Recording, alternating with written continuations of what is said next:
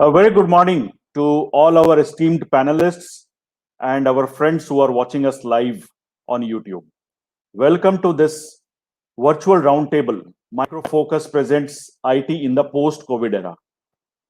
We have very distinguished IT thought leaders on the panel today and a great opportunity to learn from their experiences. I shall introduce them as we go along. I'm very excited to be facilitating this discussion. But before I go into the facilitation part, let me wear my analyst's hat and set the context for the discussion. We at Koios Edge conducted a research in June this year among 230 CXOs, both IT and non-IT. And the theme that emerged from that research was that of DX, or the digital transformation momentum, being punctuated or affected.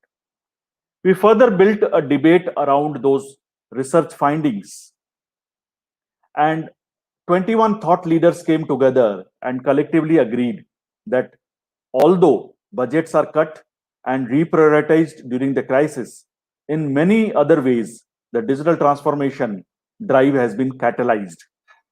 It may sound paradoxical, but it is true. There are many digital aspects that are being put to use in the enterprise today, which were earlier lying dormant. And a lot of digital has been experienced collectively during the lockdown.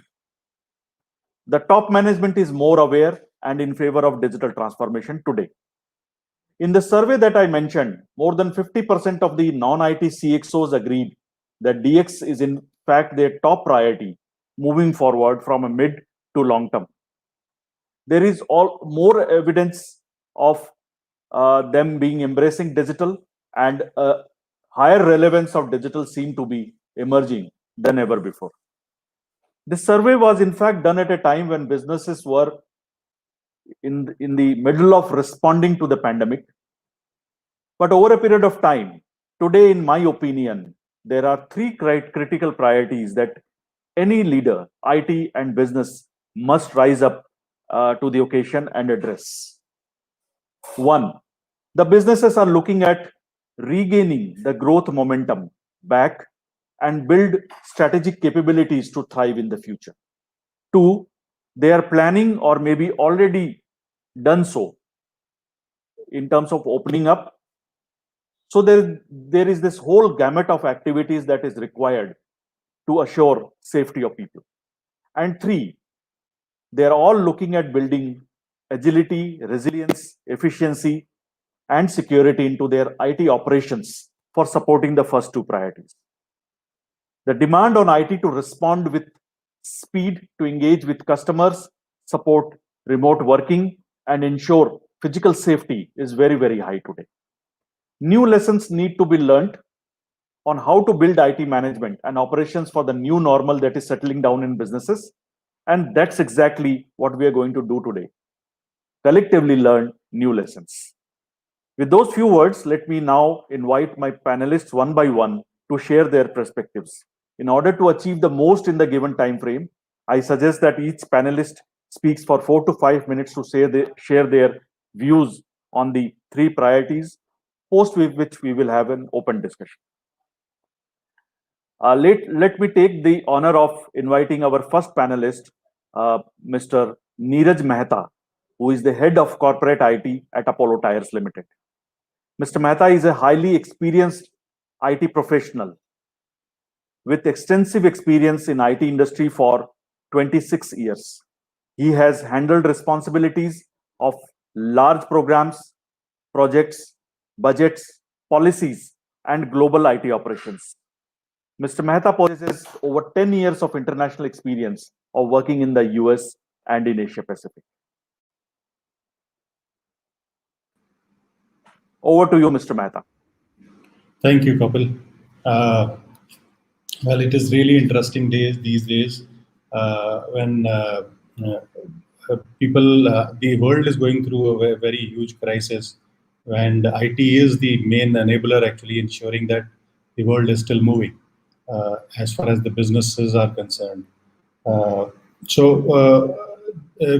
Post-COVID, or while COVID is going on, there are 3-4 areas where there is a huge shift in in IT services, I would say. Initially, we were focusing on business continuity. Now business is asking for something else also. Although the continuity has been taken care of mostly, there are 3-4 areas I would like to mention here, which are very important. One is the enablement of the business through IT. IT is the backbone actually for most of the businesses. So enablement in terms of the availability of the IT services anytime, anywhere, on any device. So any platform, I would say. Second is the availability of the networks, which is a very vital component. Everybody is working from home.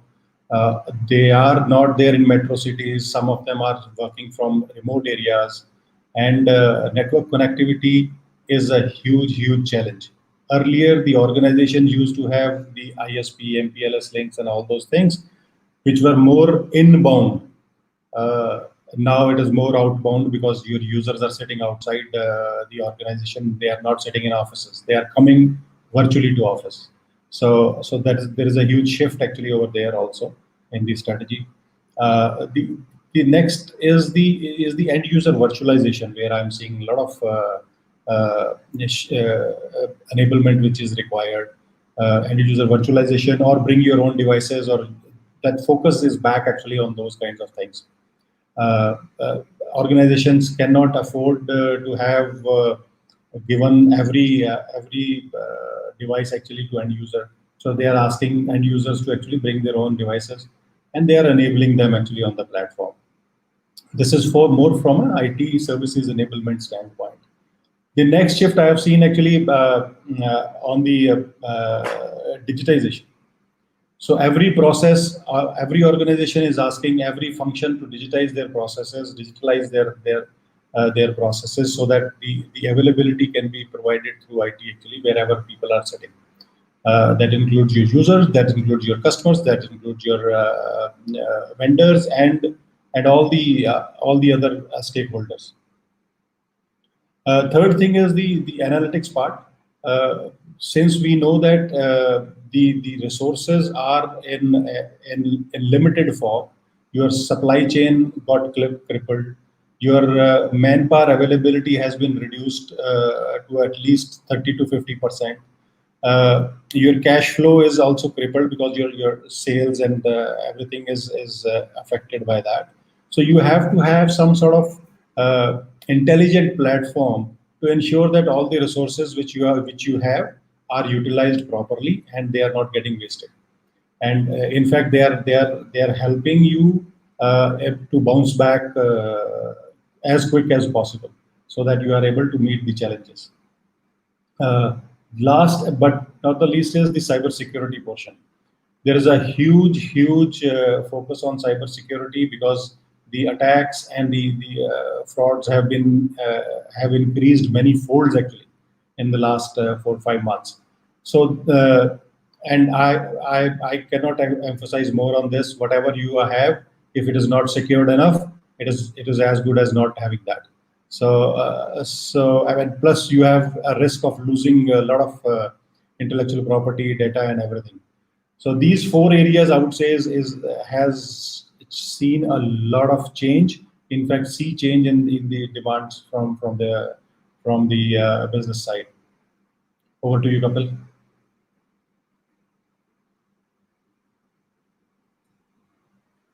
Yeah, thank you, Mr. Mehta. I think you have very nicely talked about the emerging challenges that IT leader is facing today. So I hear from you the aspects of speed of connectivity, the speed at which people can do their work using IT, the whole issue of availability. So is it available from at any time, anywhere, any device basis? Be I'm at home or be I am in office. I need my systems to be working fine, and I have a secured access to them. And of course, you brought in a very relevant dimension of analytics.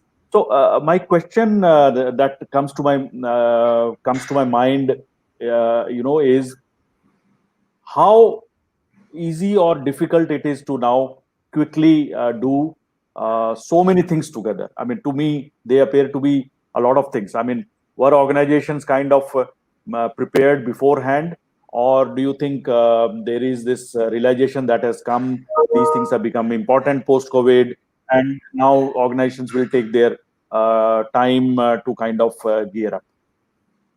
So, well, realization of the importance of these things was already there. It was only that it was slightly delayed or kind of difficult to convince the top management. Post COVID or during the COVID period, this has become very easy. They are even asking you, coming back to you and asking, do you need any enablement? Do you need funds for anything? Do you have any idea which you wanted to implement? And there is a shift there also. It's not no longer push kind of thing. It is more of a pull now from the top management. So that has happened. Yeah, you see, since everybody is working from home, IT is also working from home. So it is not that why IT is available actually on site and all those things. So that challenge is also there. But fortunately, during this time, the productivity of IT people have increased a lot, because we are not wasting time on commute, we are not wasting time on other things, and the outcome is more objective. It is not subjective anymore. So we have narrowed down on the priorities, and people are working on that and delivering that as per the priority of the organization. There are a lot of things needs to be done, so it will take some time actually to take care of all the things, but at least the priority things have already been taken care of. Thank you for sharing that. Let me also bring in Mr. Karthik in the discussion. So, Karthik, I think Mr. Mehta has been able to clearly spell out what seems to be the priority for IT leader moving forward. Do you have any specific comment to make? No, I think Mr. Mehta was very succinct and very clear in the drivers that we see. I think one point that I actually wanted to add to Mehta sir's statement was the fact that we also see with all the enterprises the relevance of IT coming back into center stage of things has actually become much more now. As he mentioned, during the time of the pandemic, the approvals for the different initiatives that were planned earlier has actually been coming through a lot faster. So we see IT has actually come back as the relevant driver within the entire DX journey for all organizations. And that's a great sign, because people are, and organizations and the management at the top is realizing the importance of how we need to shift from a brick and mortar to ensuring that the digital transformation gets accelerated in this timelines, rather than just taking a back seat and waiting for things to fall in place. So very great input, sir. It's absolutely echoing the sentiment that we see across the other large enterprises like yourselves.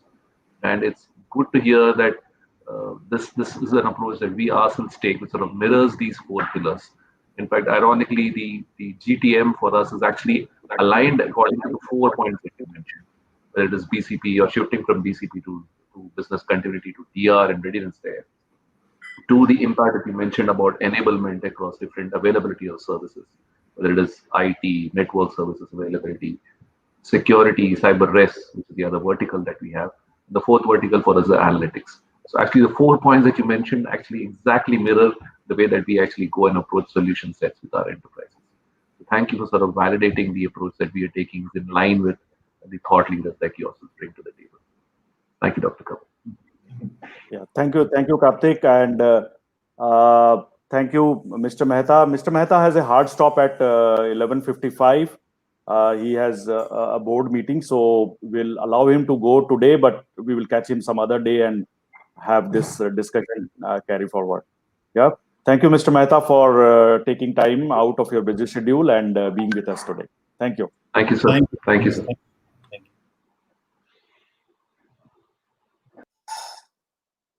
So with this, let's move on. Let me take this opportunity to invite our next speaker. uh, Mr. Sanjay Rao, who is an Executive Vice President, Group CIO, and Shared Services Head at SRF Limited. Mr. Rao has been with the company for 26 years, has grown over the period, has played several roles before donning the hat of being IT leader. He has been into product management, into sales management, handling e-business initiatives, ERP implementation, and today he heads the IT initiative of the organization and the shared services platform. So, with those few words, let me invite Mr. Rao. Mr. Rao, the stage is yours. Thank you. Thank you so much, Kapil, for having me. It's an interesting world and an interesting topic that we are discussing about today. Now, if you look at what's been happening even before the the COVID world came through, organizations are going through a lot of digital transformation. Different organizations were at different levels in terms of their maturity and progressiveness. Different industries had different demands. Digital channels were being explored, and they were looking at augmenting the physical ways of doing things. But there was resistance, and there was it would take time before digital technology and platform adoptions would happen. Then all of a sudden, in March when COVID hit, we were thrown into a different world, and suddenly IT was expected to handle the sort of contingencies that came through. Business processes were severely impacted by these external constraints, but IT had to display the resilience and find alternatives to handle a dynamically evolving environment.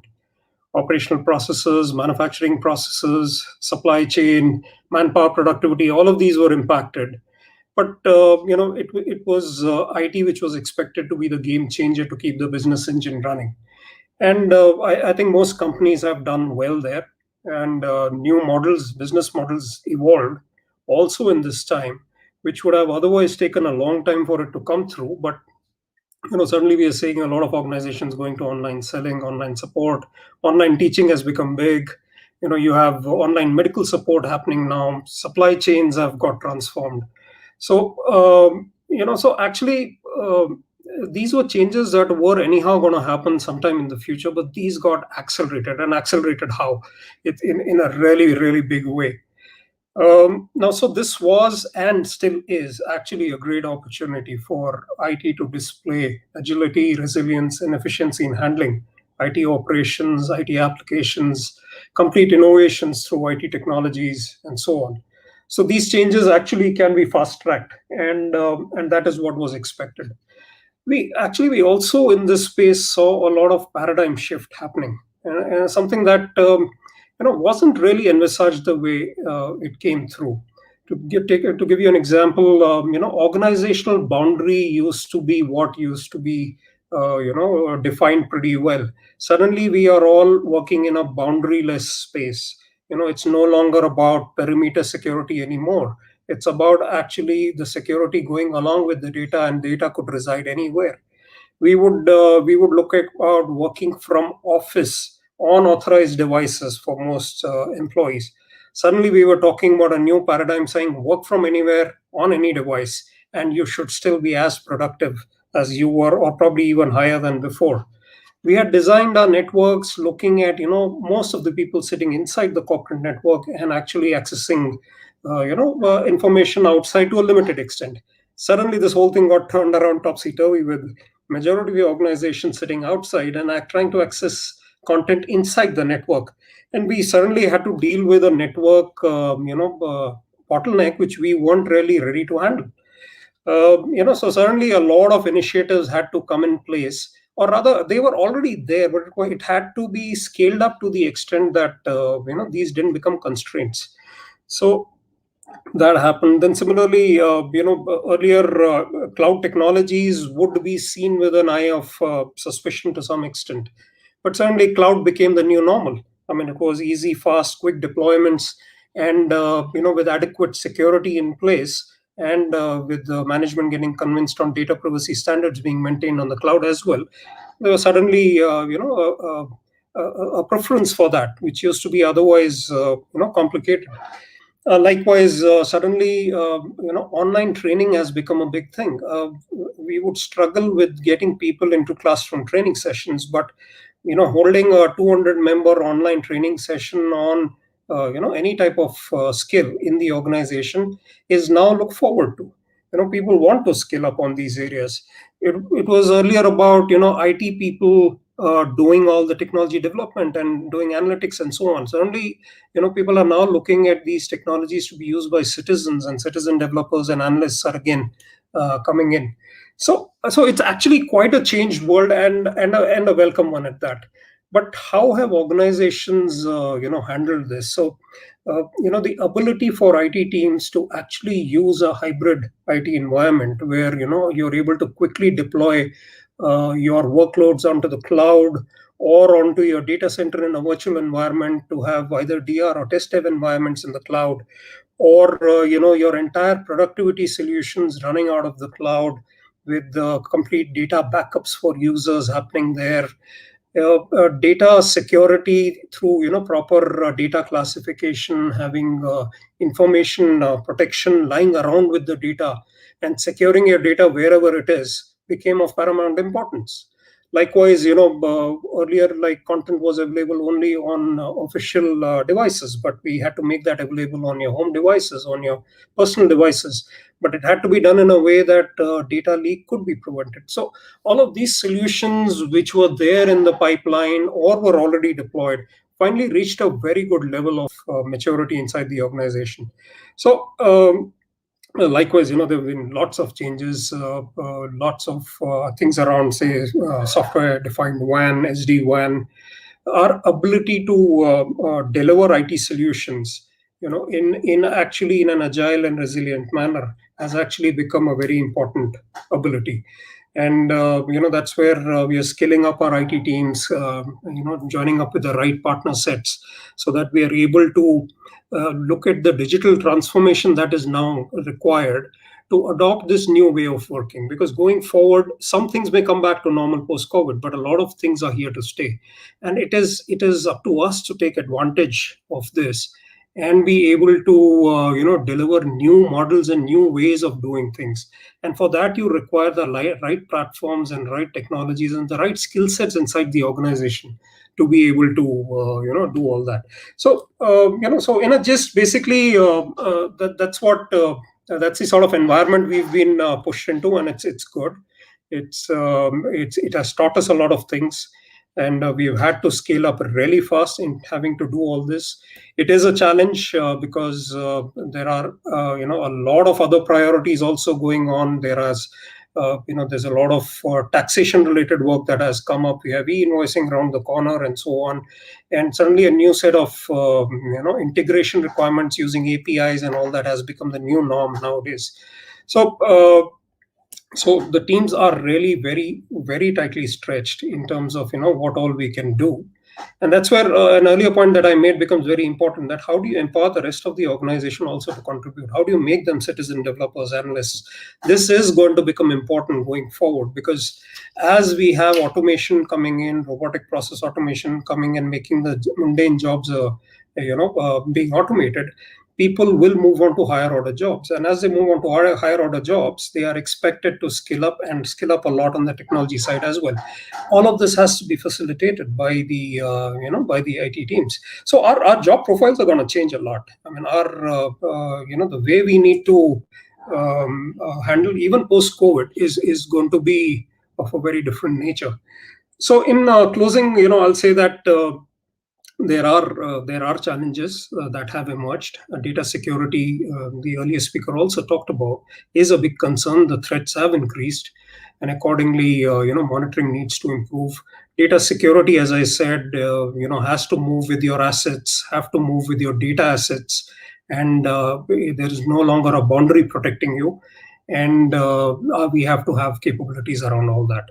So with that, so as I said, it's actually been a great opportunity, and I would urge all companies to look at this, as the positive outcomes of what can happen from this, and look at the new models that can be operated.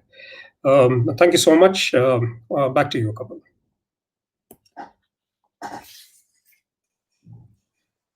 Thank you, Mr. Rao. That indeed was a very elaborate and nicely articulated, perspective coming from a seasoned CIO. And I think, if I hear you correctly, you talked about very interesting aspects, both at all levels. So, at a broader level, you talked about organizational boundaries becoming irrelevant and opening up, and if I may use the word, they becoming porous. So you don't know where the organization starts and where it ends. Say at another level, which is the meso level, this opening up of organizational boundaries has its own implications on the way IT is structured, the way the data flows, the data security, and finally, at a more micro level, each one of us will have to gear up to learn new things and be ready for reskilling ourselves to adjust into the new world. So I thoroughly enjoyed what you said, and I will come back to you in a bit after we have spoken, after we have listened to the other three gentlemen. So thank you so much. Thank you.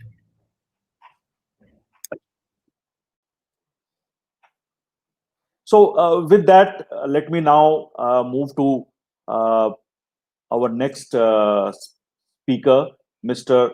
Rajesh Garg from the Trident Group.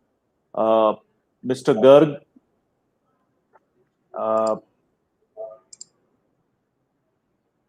Mr. Garg is a seasoned digital transformation leader with senior level experience of 27 plus years of heading IT operations for several leading and mid-tier software companies. He is currently leading the digital transformation for the Trident Group and trying out and implementing a lot of emerging technologies like the IoT and the RPA and machine learning, artificial intelligence to evolve what we call as the Industry 4.0 paradigm within the Trident Group. So over to you, Mr. Garg. Good afternoon, Kapil ji and all the other panelists. Thank you for giving this opportunity for coming into this session. In fact, I missed your last session because of some project criticality. So COVID-19, so some of my perspective that COVID-19 has given a new era. Actually, it has ushered in a new era where the work from home has become a necessity and no more a privilege. The success of work from home and the benefits which are associated with it will encourage organization to accept this as a new normal way of working. But in order to have this new normal way of working, we need to have this technology-enabled IT. So IT has actually come into the center stage. In fact, IT has started driving the organizations in the last few years, but the COVID-19 era has actually brought IT into the leading front, where organizations are expecting IT to lead the organization or enable and lead the organization rather than sitting at the backstage as a cost-centric IT operations. Now, if we take, for example, if we take the example of Trident, in Trident, we never used to have any remote facility available to any of the white-collar staff. But the onset of COVID-19 helped or forced actually for us to enable more than the required manpower to work from home, work from anywhere. And this is actually helping the entire company today, where it doesn't matter where you are sitting, even your office extension moves along with you. So wherever the person is sitting, the office extension moves along with the person. The person can access any applications sitting across the globe. Security is extremely important. Security is enabled on the mobile devices, on the laptops, and all the other things. But then the most important thing is that what will happen henceforth. So technology will continue to play an important role, and while technology plays an important role, what we need to do henceforth. So what the world is moving towards is a blended sort of model where it will be a combination of work from home and on-premise working. But as India, people believe that India is a trust deficit society. People do not actually believe whether it is technology enabled or whether it is not technology enabled. People can actually be productive working from home. So we need to start having that trust in the minds of the people, so that the management, the managers start feeling that people who are working, they are working from anywhere and they are as productive as when they are on office. So resorting to unproductive surveillance or heavy-handed monitoring could actually erode employee trust and morale.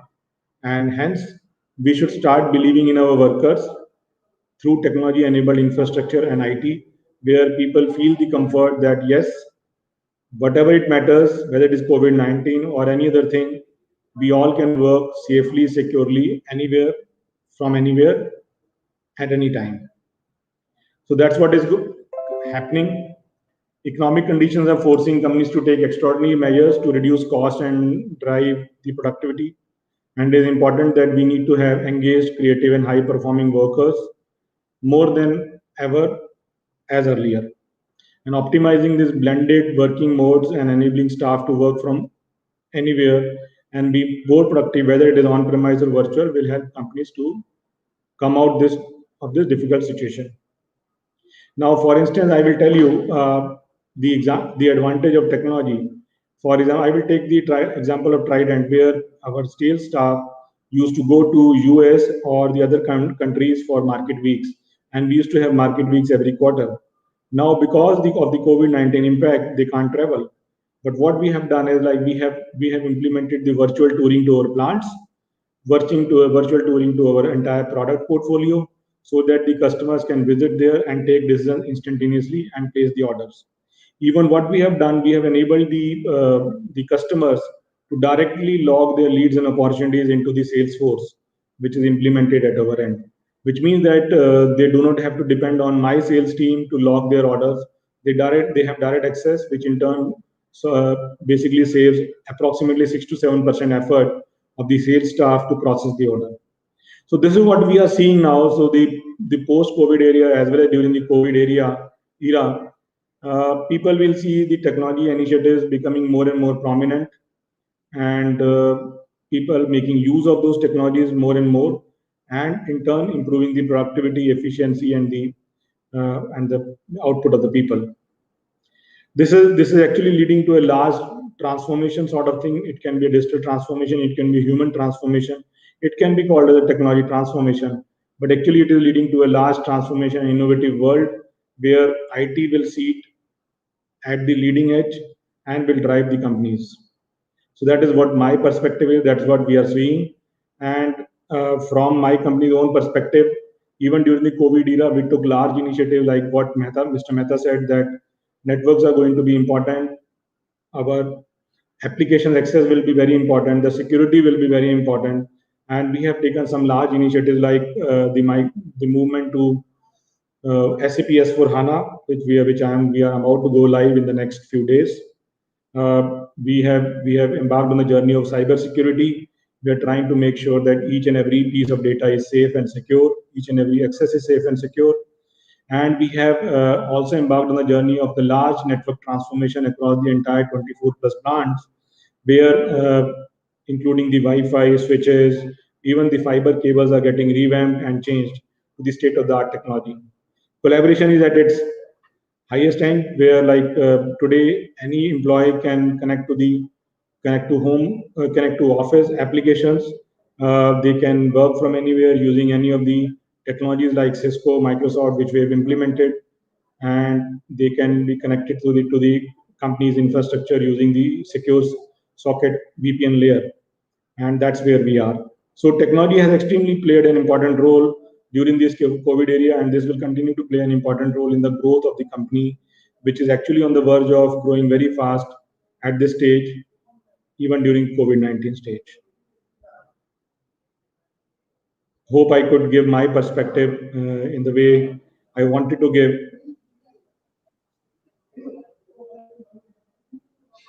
So that's what I feel. Thank you, Mr. Garg. Yeah. So thank you, Mr. Garg. That indeed was very, very to the point, succinct, and made a lot of sense. And I quite liked the point that you mentioned about building trust.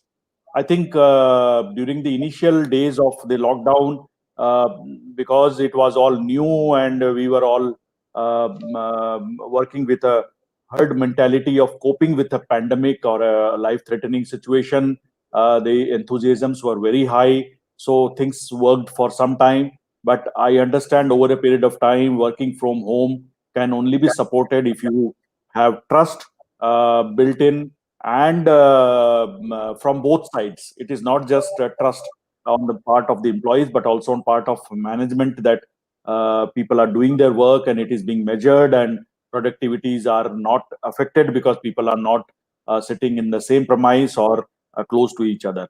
So I think you kind of brought all these elements and especially the element of trust very nicely into your talk. So we'll come back to you once we have heard our two other speakers, and till then, yeah, just relax, and I'll bring you on the screen once we have heard everyone. Thank you. So with that, let me now move on to our next speaker, who is a very young CIO, Mr. Bipradas Bandopadhyay from the Juari Infra World. So, Mr. Bandopadhyay, can I call you Mr. Banerjee? Is that all right? I believe Bandopadhyay and Banerjee is the same thing. I mean, no, it's not actually the same, but then it means the same. You can call Okay. that. That's not a Okay. problem. Okay. So, because Bandopadhyay is a very long and tongue twisting name. Yeah, so. yeah. You can call me Vipradas. That is also. Okay, okay. So, a small introduction of Mr. Banerjee. He is recognized as one of the eminent CIOs of India, very young. He's an accomplished, result-driven IT leader with over 15 years of total experience as IT head, as an ERP implementation consultant, and he has been working across industries across the globe. So a lot of experience under his belt. So over to you, Vipradas. Okay, thank you, Dr. Kapil, for inviting me in this session. And I have understood from other participants like what all changes that are happening now post COVID-19 pandemic period. So as far as my take is concerned, I'll say, as you have already pointed out, I have worked in different places and I have worked outside India also. So generally, if I take my company, which is into the construction industry, there actually earlier there were not much focus of having a technology driven changes because as you may be aware of, the construction companies primarily are driven by people and they are doing the work at site. So there was not much focus on the technology part. But now, as the situation has emerged, like this COVID, people have gone back to their homes and they are working from there. So now the focus has come back on the technology part, like how we will use the technology to ensure our work is delivered. Because at the end, at the site also, the work has to be done. But how technology can help? So, for example, if I take my company here, in this company, there are few initiatives which we have taken during this period to ensure that technology supports the business and actually leads the business to the result that is expected. For example, from the customer side, so there are two things actually I would like to point out here. One is internal changes which will support your back office like finance, HR, and procurement, etc. And one is the outer facing changes which will help your customer to come to your business, because right now the customers are wary of traveling to the sites because of all these safety precautions and all those issues and the COVID cases which are coming up. So they are not ready to visit the site. But without site visit, you know for sure, and everyone knows that selling a building, selling a house without visiting, having a site visit from the prospective customer is very difficult. So now what we have done, we have enabled, we have introduced technology there. For example, we have given a virtual tour. So we have started that process in our website, and in individual interaction with our prospective customers, we are sharing the virtual tool, which will help them to understand what type of house or property we are what type of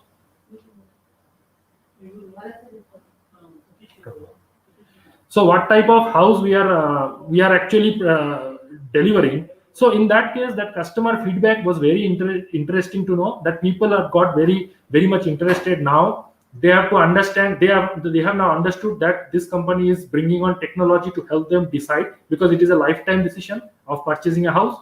So that is one side of the story that I would like to share with you, that we have enabled a lot of digital technological changes in how we want to sell. So we have actually helped the sales team primarily in this case. So IT has stepped up. IT earlier was just managing the show, backend, managing the infrastructure, but now we have stepped up and we have introduced this type of technologies and enabled the sales team to go out in the market and do the sales. So that is the one side. The other side, we have implemented a lot of changes internally also, as people have started working remotely as per the COVID scenario. So then we have given them collaboration tools through which they can access any number of documents. We have introduced some document management system, which was earlier not there. So that document management system has helped people to go into a particular centralized place. Instead of going anywhere and finding out the information, they have gone to the centralized place and they are able to share the document, share the feedback, share their reviews. So actually we have to do a lot of reviews inside, because it is a design and a build of a construction of a building. So it has to go through a lot of reviews. So all these are now done online. Earlier it was done face-to-face basis. Now because of the COVID scenario, face-to-face basis discussions are very much reduced, if not say totally removed. So we are doing this. We have done that initiative also we have taken. So I would say overall, these are the two major initiatives that have come up during this period, which has helped the organization as a whole by removing the obstacle of the site visit not happening and going closer to the customer and making sure that he or she feels confident at his or her place and gets a decision done for the sales team. Similarly, from the internal perspective also, as I said, people have moved out and their places have from the office and they have gone to the homes, and from there they're working. So we have given them enough tool so that they can continue the work, collaborate, and ensure that no work is stopped at site, because ultimately at site level people are there who has to deliver the work, but they need to get the information. So actually we have shared the information. We have made sure that the information highway is very smooth now, because technology has come into picture. They have done collaborations, and basis on that the site people is executing the work. So as far as my take is concerned, I would say these are the two major points where our company has invested on the technology, and accordingly IT team has delivered it. So back to Dr. Kapil. Thank you, Vipradas. That indeed was very short, sweet, and succinct. I think you highlighted very nicely the aspects of internal and external. How you can help customers take decisions even during the pandemic, and sales do the interface required with the customers, the entire workflow, document management being automated, and the internal functioning of the functions like finance and other business functions.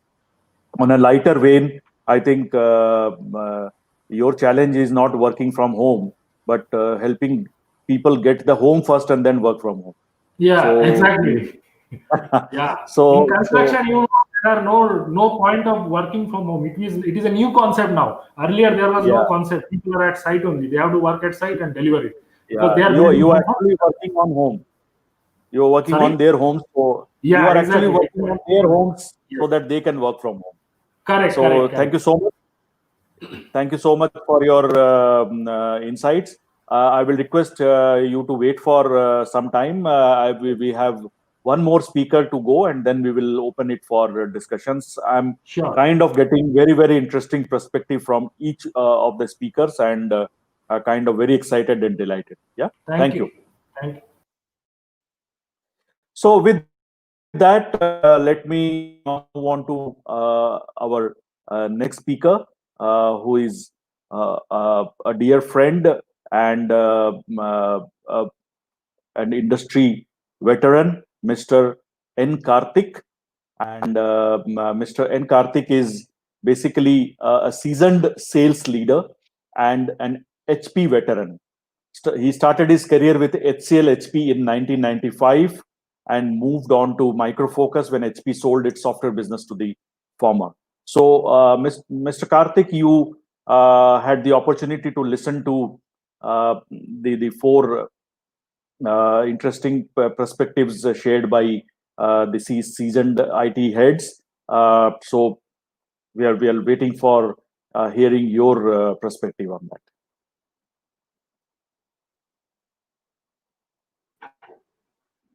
Thank you so much, Dr. And thank you to all the speakers here. It's very heartening to listen to the feedback that comes in from the different leaders, different speakers before me. It's very heartening for two reasons. One, it sets the right perspective because we realize that as providers of software services and solution sets in this domain, we need to align with the trends which are essential to make sure that IT is delivering the requirement of your own enterprises. And what we've been doing over the past 5 to 6 months as Micro Focus is ensuring that we're able to solve customer issues across these different dimensions that got covered. So when I was making notes on what the speakers were talking about, and I realized that there are three broad areas that we can sort of classify and put all of these situations in together. And we ensure that we help customers with driving solutions in those areas. First and foremost, it's essential that the pandemic has actually forced people to move or accelerate their entire digital transformation journey. And Micro Focus has a lot of solutions in this area which helps customers to do this actual transformation. So we help in both the pre and the post part of the production lifecycle and ensure how is it that we can actually do everything right from taking solutions faster to market to ensuring that the solutions available in the entire spectrum, right from the way that the virtual tools were mentioned for Trident to the virtual tools that are being mentioned for Zuari. So we play in the entire domain of ensuring that we are able to help organizations transform their digital transformation journey. Second point that kept getting repeated across was that cost pressures need to be sustained because right now in the situation, there is a huge pressure on cash, there's a huge pressure on cost, and there is a huge pressure in ensuring the profitability does not go down. So how do we balance the two together? At the same time, also take in consideration that labor, material is all going to be at a premium. So how do we ensure that we're able to have solutions which are actually doing this particular conversation? To that extent is where we have a whole host of plethora of solutions that are in the automation domain. So whether it is simple automation or now as the norm has now shifted into something known as extreme automation, which is where we're looking at not only doing routine and mundane tasks, as Mr. Rao was mentioning, it gets automated to machines or bots. How is it we can take it up to the next level about that?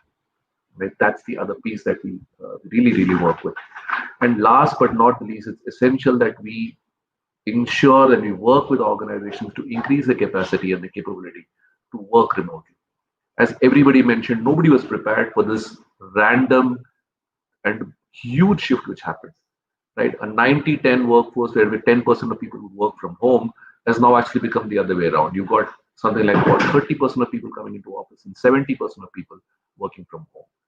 How does the entire IT landscape take up that change and adapt to it? How do we ensure that there is social distancing of the applications? Because the consumer, which is your own user, is still demanding the same quality of service that was there earlier. So we work very seamlessly with our solution sets and our services to ensure that we've got our set and our act right aligned to these three criteria. And we walk the talk. We walk the talk by ensuring that we've got our own services organization, our own delivery organization, our own R&D organization aligned to this, so that we've got a whole host of people at any point of time who are ready to offer solutions which meet the requirements that customers are asking for. So whether it is in terms of transformation, whether it is in terms of acceleration, whether it is in terms of ensuring that there is a higher extent of cyber risk or cyber security, which gets covered as and when the data is actually moving in across from the new shift or the new migrated workforce, or the landscape change in terms of having an entirely new network migration or a network transformation at play is being adopted by different organizations. How can we ensure that we're meeting the requirements and at the same time providing services which meet up to the expectation that now organizations have? The one key message that I always get very excited when I hear leaders like yourself speak is the fact that we're now realizing that IT's relevance in the entire scheme of things has actually increased. IT is now becoming actually the linchpin for all organizations as they pivot into this new normal.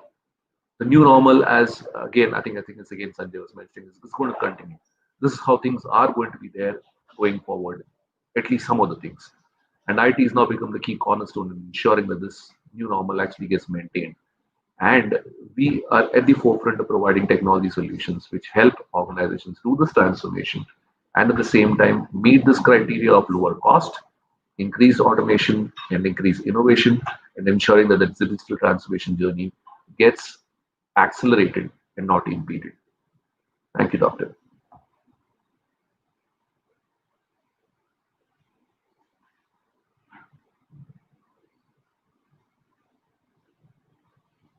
Sorry. Thank you, Mr. Karthik. That indeed was very, very to the point and kind of summarizing the entire discussion which has happened so far. And I think what I hear from each one of you today is that the pandemic left us unprepared. It found us unprepared, and we had to rise to the occasion. And while doing that, there are important lessons which have been learned, and today we are in a hyper mode to kind of ramp up ourselves for a new paradigm that is evolving. So thank you so much. Absolutely. So let me now Thank you. yeah, let me now bring on screen all my panelists, and let's get a little discussion on connecting what each one of you have spoken. I think each one of you have mentioned or highlighted something very, very unique and interesting. So, I mean, the analyst in me is suddenly become very, very excited, and many questions which are coming to my mind. So let me now, put a question to the entire panel, and that is, it seems to be a lot of work. Suddenly, all expectations have moved towards IT. So during this pandemic, the entire focus has been on how IT can help the organization cope. So how do you kind of handle so much expectation with so much little time, and of course not much budget available? So Mr. Rao, would you like to start? Yeah. Okay. Firstly, it is. I would not say it's just IT. Okay. The good thing is that most of the users who you have enabled with good IT tools and technologies, they all started using IT. Okay, and that was a very welcome change. Because while IT had been doing a lot of things, for example, your collaboration solutions were there for quite some time, but they weren't used to the extent that suddenly when they were thrown into that area, they took on, and they took on very positively. Okay, because earlier there were debates around, no, we should go into some other competing technology and all that, but then that was quickly settled, and then everybody adopted that well. Okay, likewise, when we said, we have cloud solutions available and you should be using it, there used to be a reluctance in terms of, going to the cloud for using some of these solutions, like doing your backups on the cloud and so on. And suddenly there was a realized importance by all end users that, yes, it actually matters. In times like this, it matters. So I would say our receptivity in terms of how businesses took onto IT solutions there, that really helped. Okay, but all said and done, it was actually pretty tough time for IT because suddenly there was a huge demand and pull for a lot of solutions that had already been put in place. Okay, and there were, of course, related to that, there would be support issues, there would be, modification requirements, and if you don't satisfy your users sufficiently and in time, you risk losing them. Okay, and again, them going back to other alternative methods. So it was important that our teams also adopted, the IT teams adopted new methods to try and support people from remote. okay, to be able to monitor solutions, monitor data centers from remote, to keep availability right up there and have actually end users get a fantastic experience, rather than actually suffer in this environment. So, we looked into all those things that were coming in the way of users having a good experience, be it, their laptops which were not of the right configuration. So we felt, okay, yes, they need to have the right configuration laptops. A larger audience need to have that. Okay, or we need to give solutions to them on various platforms. Okay, have the security. Security is our problem. We need to take care of that. I don't expect users to actually bend over backwards for that. So, so a lot of such things happen where the users also started adopting and using technology pretty well. Of course, IT had to support from wherever, and our remote service capability also improved. Our ability to manage delivery, project management, from an IT perspective. We're not IT companies that way, right? So how do you go about ensuring that your projects are getting delivered on time? There are enough people working on necessary activities on the IT list. So we deployed solutions around that to enable, our delivery also was right up there.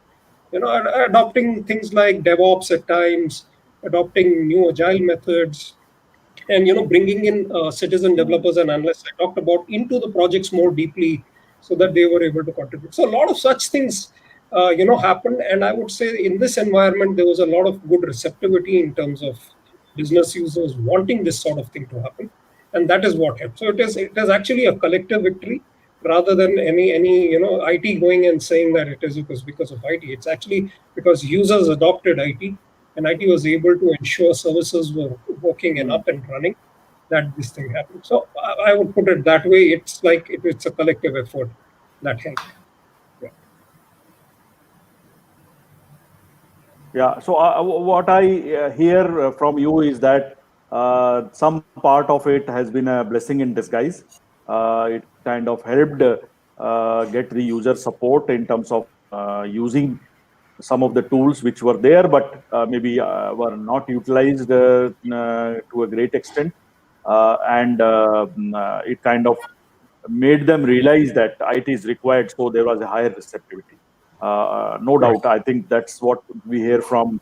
That's what we hear from almost all the IT leaders, and that's a great point to make. And I think another element which you talked about is the whole issue of how some of the areas that were identified as potential, what should I say, gaps, and it gave you an opportunity to kind of convince the management to fill those gaps, to kind of make IT ready for supporting the kind of environment that is emerging. Right. Yeah. There Okay. were new areas also that came up, like the ability to connect to customers, the ability to have digital transactions with customers and suppliers. So all of these things which were otherwise in the pipeline were accelerated, in an environment like this. Things like IoT actually took off in a way where people wanted to do remote monitoring of plants, and so while this was there earlier, but it took off in a big way. The whole situation. Yeah. Mr. Garg, in your experience, how things have been?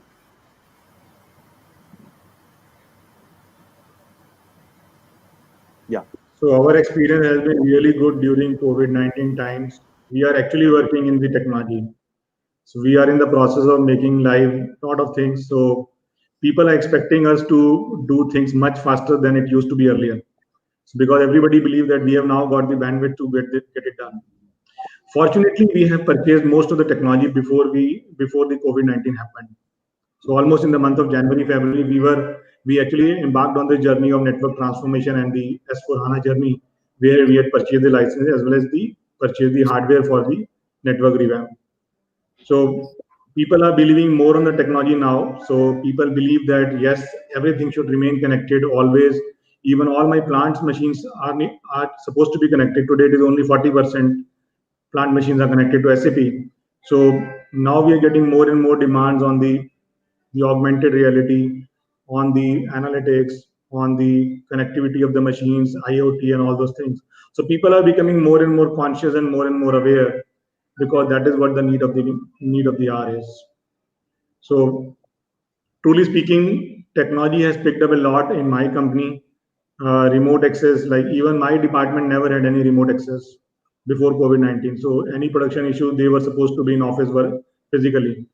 Today it is all virtual world. So it's just a transformation within 5 months. People have started believing on the technology and started believing that yes, all the things can happen remotely, safely and securely. These were not the times 5 months back at Trident, at least. So technology will continue to play an important role. Okay. It is the accelerator now. It is the accelerator for the company's growth. We are in acceleration mode right now. Yeah. See, if you are able to get the data onto your fingertips, then you have many more things to be done. Because data is everything today. If you are able to manage the data, then you get to hold it, then you get to analyze things and do better analysis henceforth towards the business growth. And that's what is happening now. Okay. Vipradas? Yeah. See, actually, as far as my other panelists have already discussed, so primarily there are two focus areas which came up during this period, and as they have said, management have now started pushing for technology changes. Earlier, management was not very reluctant. He was actually reluctant to do the changes. They were not very interested. Now they have understood the power of the technology. As far as my company, I can tell, or also in the construction industry as such, there were a lot of hindrances of implementing technologies. For example, different type of technology which will enhance customer experience, as well as different technologies which will enhance the delivery or construction of the particular house or residential or commercial buildings. So now people have started to understand, basically they are understanding now that technology will help them. So management is pushing. So there were a lot of proposals which I had placed to my management before pandemic, which got cleared. Because of this particular scenario, now management has started to understand that this is what we need to do. There is no other alternative. There are no alternative, no choices left. If you leave them with choices, they will continue with the choices, because that is the comfort zone. So we have to come out of the comfort zone. So I have suggested a few changes or other interventions that they have understood now and accepted. Because of that, we have implemented this virtual tour, for example, to start with. Then the collaboration tool. Earlier also, my IT team did not have a chance to work from home. Any problem, they have to come to office only and resolve. But then now we have got that opportunity. Now they are allowed to work from home, resolve the issues, production issues or whatever. Plus, for example, we have implemented ERP earlier, but people were not taking it very rightly, and there were not much good MIS was coming out. Now people have started to understand that in remote I cannot discuss all those things, show them Excel. I have to go through ERP. I have to generate the MIS. I have to satisfy management queries. Then they have started using. Now my ERP usage is coming to 90 to 95%. Earlier it was 50%. I pushed a lot, but did not happen. But now it is happening because of the necessity only. The necessity has come now that they have to go through the system, they have to generate the data, and they have to share with the management so that management queries are resolved. So these are the ways by which things have changed. As far as your budget is concerned, of course, all companies are having some type of cash problems. So our company is also having, but then still, whatever is the key critical area where we need to focus, we need to ensure that business runs. Those areas there are no compromises. We're going ahead and doing it. So actually we are accelerating our technological journey, and in this scope we plan to implement few more things which are coming up shortly as part of this journey only, to ensure that company stays ahead in the technological curve, because all competitors have started now. They are doing a lot of changes. So we also have started, and we wanted to be on the leading edge. So that's the only point I would like to put up here, is that management focus has now got back. So earlier it was not there. So that has got back now, and that has helped IT department as well as the whole user community, if you say so, benefit. They get benefited. So that is the point I would like to say. Okay, great. I think if I sum it up, what three of you have shared now and earlier, and what Mr. Karthik had also added, there are a lot of good things which are happening. So the DX momentum has been kind of catalyzed, moving forward. So there is management buy-in, there is higher receptivity amongst users. There are tools which were lying underutilized being utilized now. You could understand in terms of resilience where are the gaps, and you can fill those gaps up. What implications does this have on the IT operations paradigm? So, for example, aspects like service help desk, network monitoring, or remote monitoring, or agile development and deployment of applications, remote development of applications.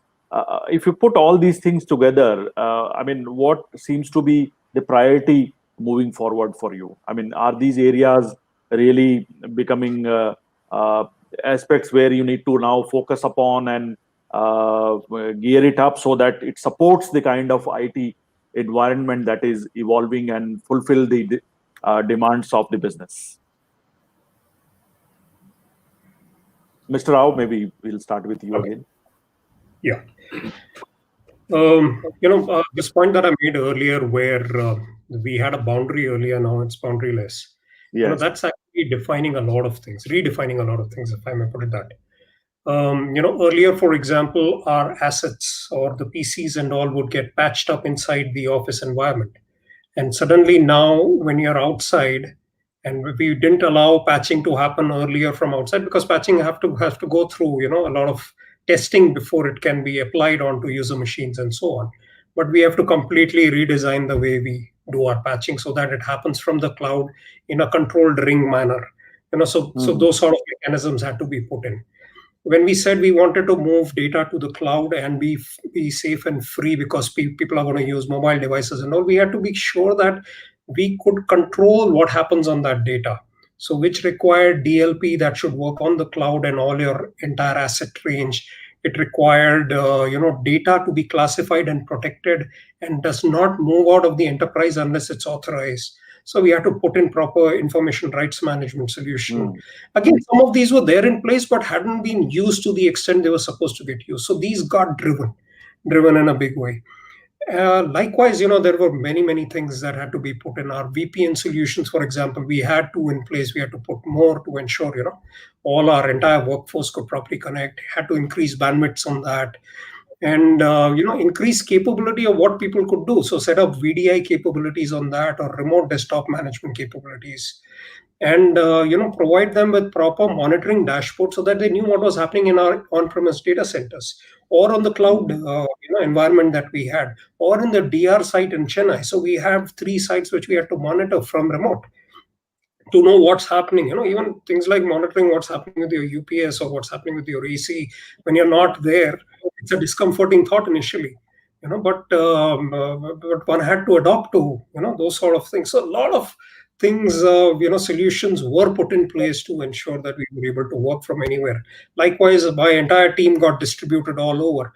I told you earlier, I look after shared services, financial shared services. Every payment to any vendor that happens through us. The payroll gets distributed by my team, which manages the financial shared services.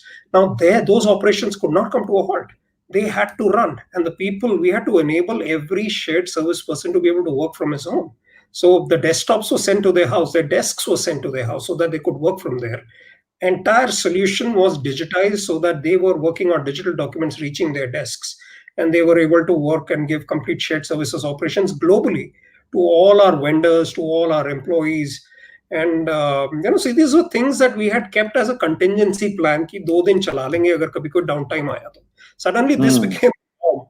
And these had to be tested properly and then just rolled out with a bit of faith. We had to go and say, okay, it'll work.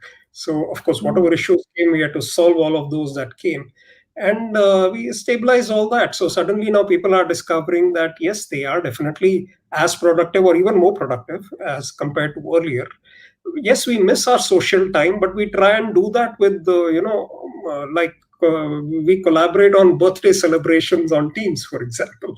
So or cocktail evenings happening. So we try and do our social aspect also on that to the extent possible. And so, yeah, it's a new world where, IT has had to adopt in a lot of different ways. Our remote management capabilities have had to increase. Our monitoring capabilities have increased. Our ability to, work on solutions from different places and be in touch with each other through proper task and project management solutions with the regular Scrum reviews happening. Suddenly there's a new life in the way we go about delivering things. And it works. I mean, fortunately, we were already working with remote delivery centers earlier, so we have across multiple locations we're delivering IT from. So that we were able to bring that into a different perspective. And today we have plants in South Africa, we have plants in Thailand, we have plants in Hungary, India, or a lot of different locations, and we are able to support all of them from wherever. On the contrary, what has happened is the work hours have increased substantially. So we are sort of working from 7 to almost 8 or 9 in the night, and weekends also are going in, and so the demarcation of work versus your home balance Life. Yeah. got disrupted a bit, and that's something that one will have to look at. So going forward also, I feel that this is a good way to work, but there will be a right balance. There will be some people who definitely need to be in office, some who will work on a remote function pretty well, and it'll be a mix of things. And likewise, there are areas that there are work happening. Security is something that I talked about earlier that has improved substantially, but needs to further improve to take care of all threats. So work is underway, and it seems to be the capability, as I said, there are just too many things to do at this stage. So we have to really prioritize as to what needs to be done, and at what stage, sequence it out properly. And again, yes, the delivery expectations, even from management or from our end users, are substantially higher. But they're also contributing better, if I may say so, in terms of participating in projects and wanting their deliveries to happen. So overall, a good thing. We would want some of the good learnings of this to sustain as we go forward in the post-COVID world. And of course, IT teams have to become extremely agile, have to look at solutions which are completely redundant, work from anywhere, on any environment, and all those capabilities. And we feel there are skill gaps, which we really need to skill up on to be able to handle all of these varied environments in terms of cloud, in terms of different devices on which we have to give applications, different forms of the interactions that we have to do with different types of applications. It's a completely changed world in an accelerated environment, and yes, the pressure has been pretty high on the IT teams. Yeah, over to you. Great. I think you added another layer to the whole aspect of boundaries being demolished. So even the work-life boundaries have been kind of broken and demolished. Today, I mean, you don't know when the day starts and when the day ends. So it's all very fluid. Mr. Garg?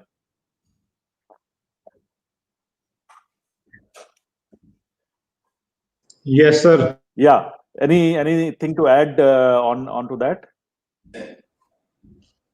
No, I think Mr. Rao has explained it very clearly. The pressure on IT team to excel and to make people enable to work from anywhere has been extremely high. Like while people were working from home, IT team was working not only from home but also from office around the clock to make sure that no work gets interrupted. So the best part now is that those people in the company, I will only give the example of my company now, because those people in the company who wanted for the IT team member to come to their seat to resolve the problem, now their mindset have changed. So they believe, okay, you don't have to come to my seat, you can do it remotely. So that is the best part. People have started actually learning the habit of getting the work done remotely. So that is a big change in a manufacturing company like ours right now. But I have seen this mindset in all my other previous companies as well, because I have worked in software companies only earlier. This is my first manufacturing company. But because the user mindset is always that the person has to come to my seat and resolve the problem. That is what he expects always. But today this scenario has changed. Nobody wants anybody to come to their seat or visit him. So they want, yes, the problem has to be resolved. It can be resolved remotely, no issues at all. But collaboration. So collaboration. I can tell you one more thing. So as I step out of my office, my room, I see WebEx sessions going on everywhere in the company. This was never the scenario. But I can't believe 5 months back we didn't have any collaboration tool, and we had to enable it within 3 to 4 days. But today, every fourth seat I see a WebEx session running in. And all the training, like Mr. Rao also explained, like it was very difficult to get people to get trained. Today, we had more than 30,000 man hours of trainings have already been conducted, and people are undergoing those trainings. All these webinars and all the trainings internally within the company, people are just going on. So they are attending it. And even like in our company, the best part is that the chairman is addressing the entire company almost on a daily basis. So there is a fixed time where the chairman addresses the entire company. We have got something called Cisco Event Center. So he addresses the entire company, and the question answers are being taken during those sessions, so that people feel motivated during these times. And even every department, like I can tell you from 3rd April till date, today is 25th September, we have a war room session from each department on a daily basis. So there is no department who is not covered in this, and every week you have to have a turn. So like for IT department, a turn comes on Thursday. So we give an update on our department, what is going on, what are the things, what are the new initiatives being carried out. So all the things are explained in the form of a presentation to the entire company. And this is a fixed session from 3 to 5 every day. And people are attending it. More than 1,000 plus people attend those sessions every day. People from 3rd April till 25th September, this is a very, very good discipline. So those things were not happening. I have never seen this. Those type of discipline never existed, neither in a software company nor in a manufacturing company like this. I have never seen this. But this is it's a big, big change. So people say COVID-19 negative, but I am like, and we all are seeing like lot of positives have happened because of COVID-19. Lot of positives. Who can believe that the SAP implementation can happen remotely? This project was supposed to be on site. The project is happening completely offshore from Hyderabad. The entire team of the partner is sitting at offshore in Hyderabad, and it is happening, and it is going Very on interesting. fine. Yeah, we in fact went live with SuccessFactors, our HR transformation module, SAP SuccessFactors only last month, and now next month we are going live with S4HANA. And there are 4 more modules that are going live in the next 3 months, which is SAP Analytics Cloud. Then we are also going on the supply chain transformation using SAP Ariba. We also have something called MII, which is Manufacturing Intelligence and Integration. This is supposed to go live in November. So all these modules will go live remotely. We never expected this. The cost, we have actually reduced the partners outflow by 40%. So what we were supposed to pay an X amount, today we are paying only 60% of that. So this means that 40% amount is saved because of the remote offshoring or remote working for everyone.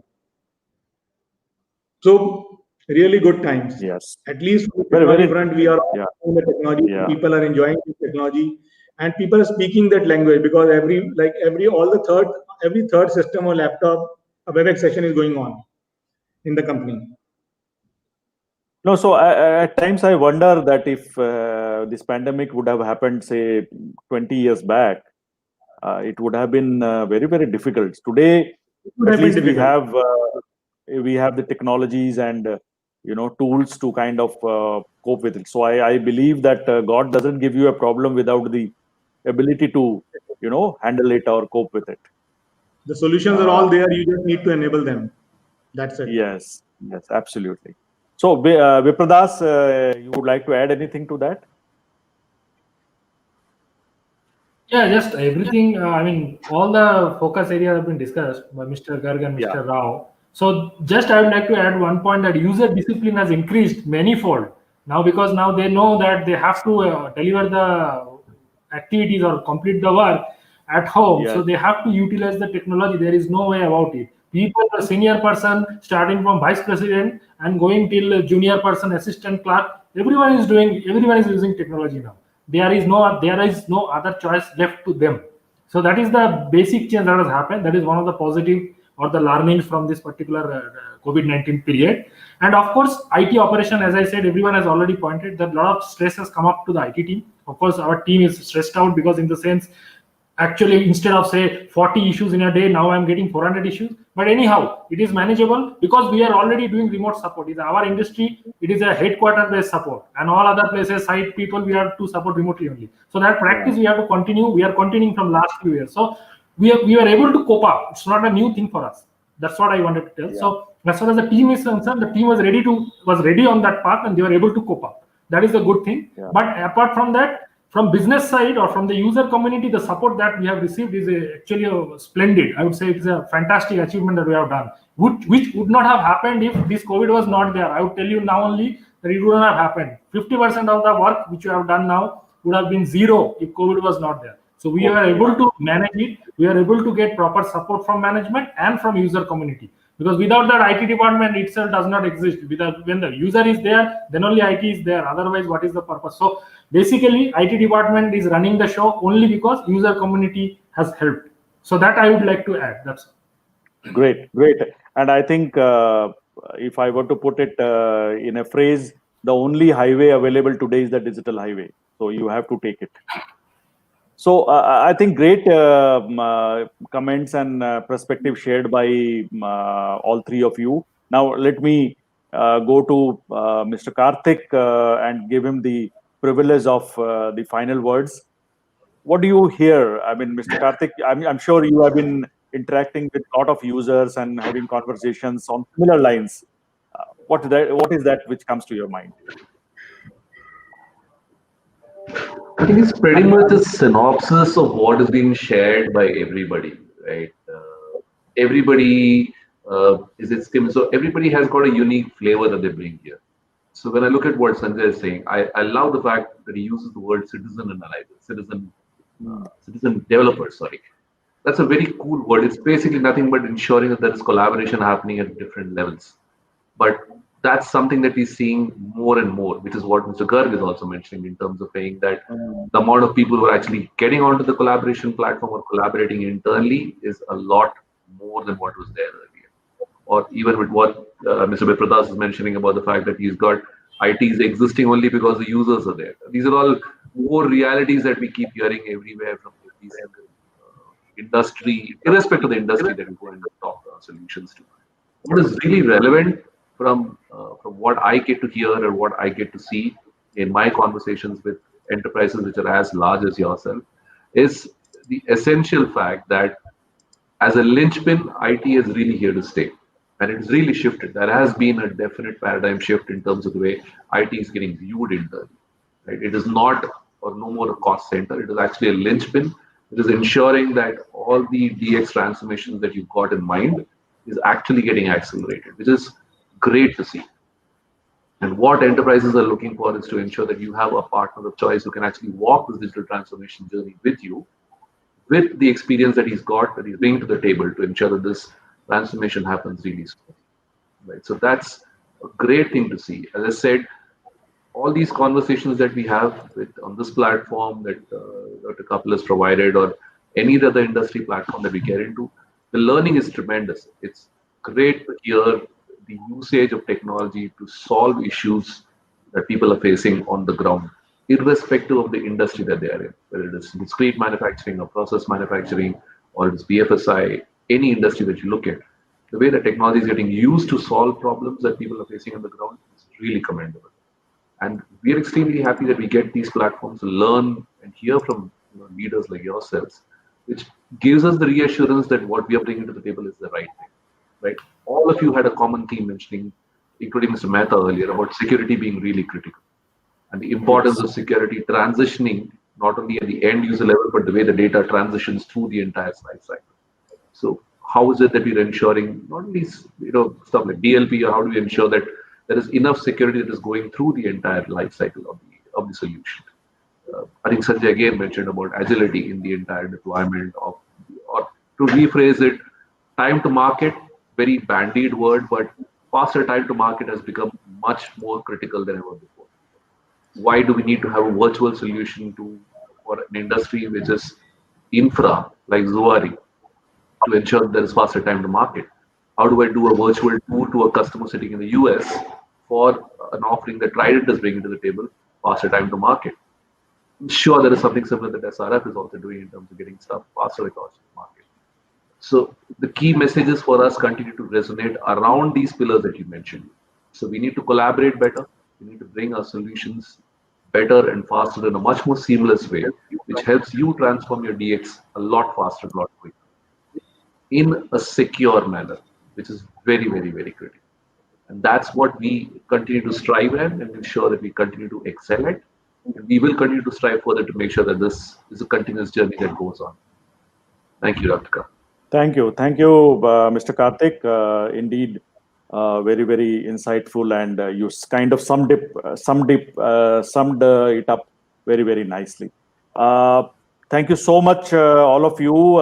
It's almost 1.5 hours we have been into this discussion, and we can go on. I mean, I personally can go on, but I understand that you have a lot of priorities which you need to handle. So we'll close it in another maybe 2 minutes. Let me ask something which is little personal.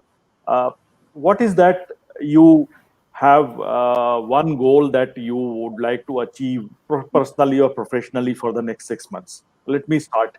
So for me, a personal goal and a professional goal both mixed together is to speak to at least 150 senior technology leaders, experienced technology leaders like yourself, and learn from them. So I have set a goal for myself.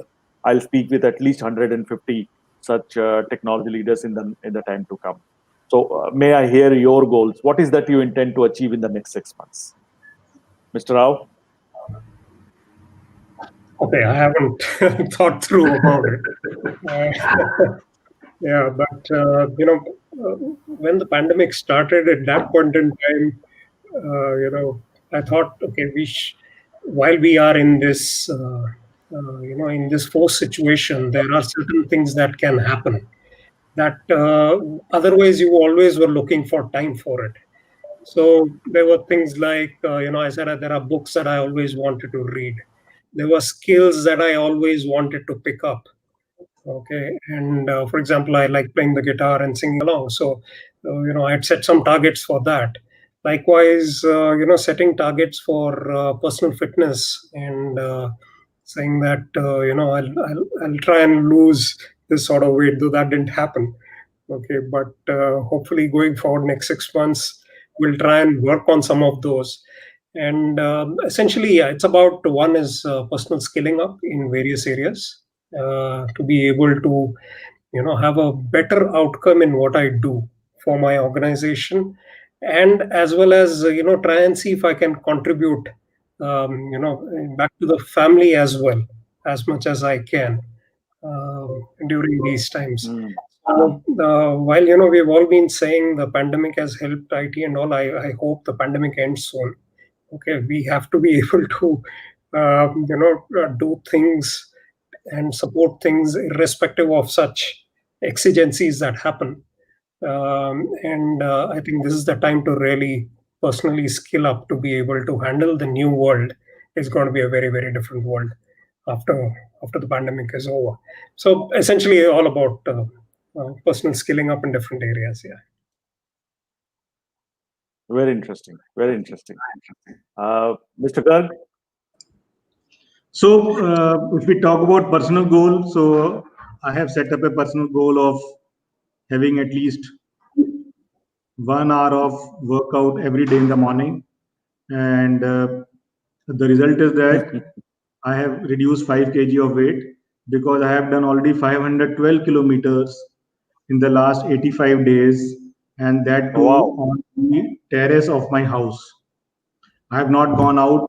We have got Punjab Agriculture University just near to my house, but till last year I used to go there. Just because of the COVID scare, I don't go there. I do it only on the terrace of my house, and nobody can believe this, that I have done 512 kilometers on the terrace of my house in the last 85 days. So this is the measured one, but I have been doing it 5 kilometers almost every day on the terrace of my house right from 3rd April. So that has really helped, like almost 5 kgs of weight has been reduced. So that was my personal goal, that I need to spend some time on the personal fitness. And you get the time only in the morning, because every time otherwise you are always late in the night. spending at least 1 hour every day with the kids. I have never spent 1 hour. I don't think I have spent 1 hour in almost like more than 10 years now. I have not spent with them, but now I am able to spend 1 hour with them, even though my office is going on there. But I am able to spend both time with both of them because both of them are at home right now. And the professional front, I have already told that Very inspiring. we have got. Pardon? Very inspiring indeed. Yeah, and both of my kids are in IIT. So my daughter just passed out from IIT Delhi, BTech and MTech both, and my son is in IIT Bombay, third year great. computer science. So they have always been busy, and I have always been busy with my technology, and they have always been busy with their studies. But pandemic has given us at least 1 hour where we can spend some time in the night and play some game every day. This moment was never there, at least in the last 10 years. And on the professional front, like we have got these large transformation projects running in, and I want to see the successful implementation of these because these are very, very large transformation projects. Both the network revamp across all 24 plants as well as the SAP project. So we intend to see large automation after this once these projects are completed and successfully implemented. So huge work on the way. It's already on the way, and we are about to go live on few. Some we have already gone live, but really good times on this. Like by God's grace, people should not be impacted by COVID-19. Everybody should be healthy. That is what the goal should be. Rest everything will become true. Absolutely. Vipradas.